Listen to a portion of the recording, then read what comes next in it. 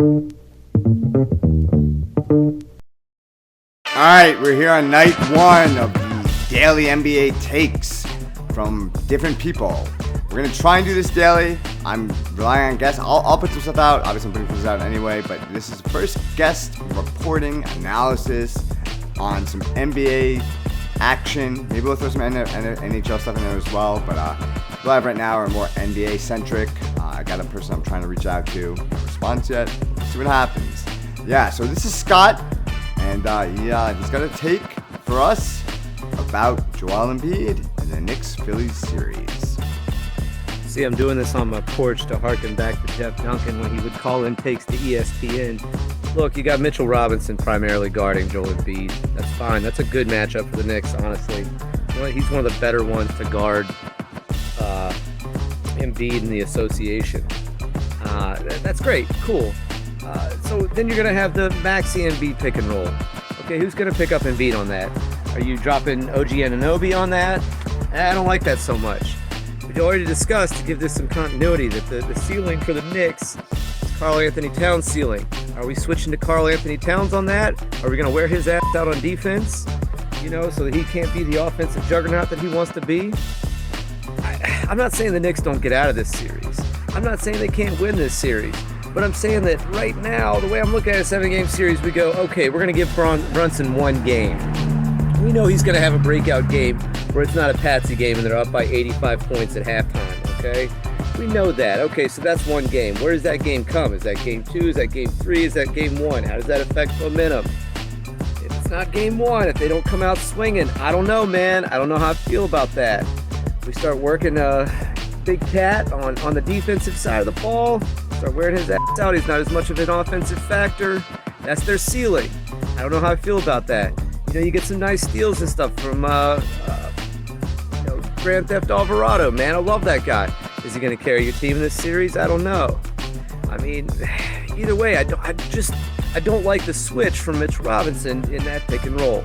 That's really, like, if you want the microcosm of this series, how they play that offensively and defensively, what else the 76ers can generate, etc. That's what makes this series a thing. And that's what makes NBA playoff basketball so much fun, because it's 7 games where they got to strategize against each other and not try and kick each other's ass the wrong way or the same way over and over again. They really have to think about each other more than just like, hey, we're here on a Wednesday night, let's keep moving. Thanks for coming to us from your porch, Scott. Yeah, it's amazing to be out in the air on a fresh, crisp night. It's nice to have a little camaraderie with some other ESPN takers. We're not an ESPN affiliate. We're not a podcast firm yet. We're moving on. Yeah, we're moving that. But yeah, thanks, Scott. Much appreciated. Love to hear the stuff about Embiid, Cat, and Mitchell Robinson.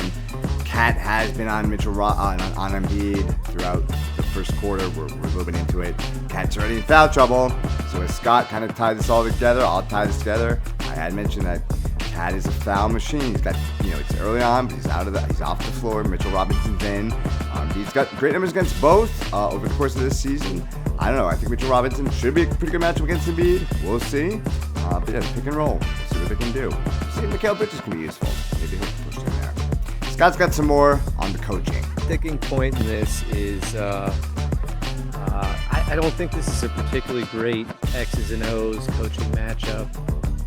Nick Nurse is fine. He's a great coach. Championship pedigree. This guy runs what? 6-man rotation? I think it's a 6-man rotation.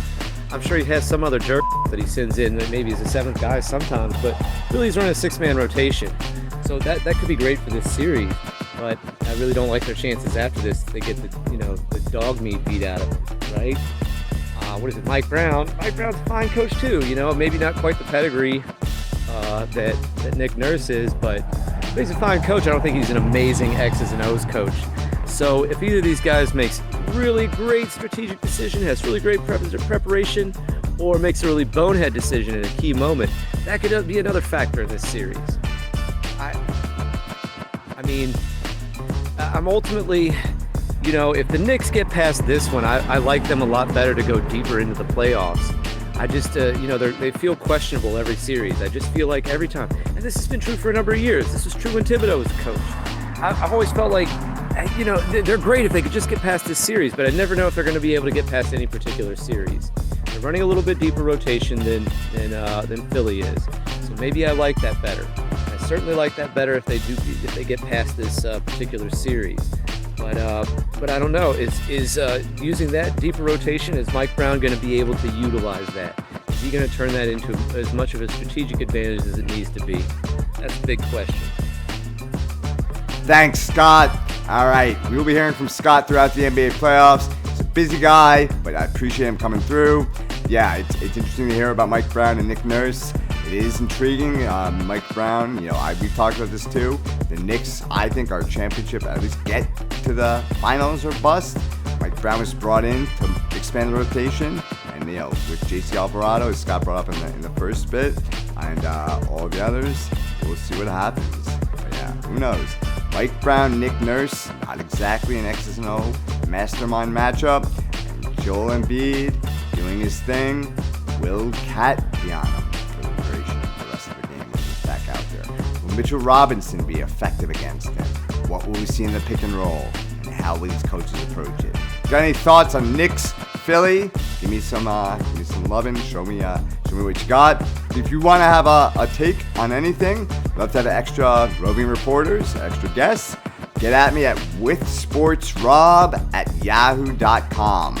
Love the analysis, Scott. And again, we'll be hearing more from Scott through the playoffs. Hopefully getting in some other people. Maybe later tonight. I don't know. We'll see what's up. But thanks, Scott. Back to the Knicks. We'll see what happens. We'll see what develops. It's a close one right now. But Embiid is kind of doing his thing.